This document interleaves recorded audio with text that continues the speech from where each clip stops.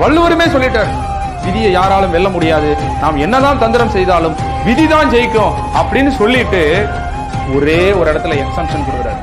ஒரே ஒரு திருக்குறள்ல, ஆழ்வினை உடைமைங்கிற திருக்குறள்ல, ஊழையும் உப்பக்கம் காண்பார் உழைவின்றி தாளாது உயற்றுபவர் என்றாரு.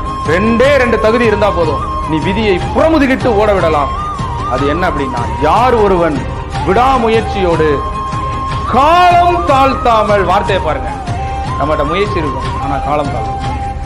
யார் ஒருவன் விடாமுயற்சியோடு காலம் தாழ்த்தாமல் முயற்சி செய்கிறானோ அவன் விதியையும் புறமுதுகிட்டு. உன்கிட்ட ஒரு கேள்வி கேட்கிறேன். Download ShareChat. நம்ம நாட்டுல மிகப்பெரிய பணக்கார கடவுள் யார் தெரியுமா? சொல்லு. நம்ம திருப்பதி ஏழுமலையான் தான். ஏன் தெரியுமா?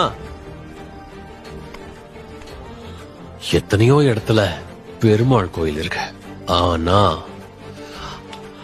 திருப்பதி ஏழுமலையான் மட்டும்தான் நைட்டு 12 மணி வரைக்கும் பக்தர்களுக்கு தரிசனம் கொடுக்கிறாரு. மறுநாள் மறுபடியும் 3 மணிக்கு எழுந்து தரிசனம் தராரு. ஆனா மத்த பெருமாள் கோயில்ல மட்டும் ஷார்ப்பா 9 மணிக்கு நடைய மூடிடுவாங்க. பகல்ல ரெஸ்ட் கூட இருக்கு. இதுல இருந்து நாம தெரிஞ்சுக்க வேண்டியது என்னன்னா, அந்த கடவுளே கடுமையா உடைச்சாதான் பணக்காரனா இருக்க முடியும். Download ShareChat.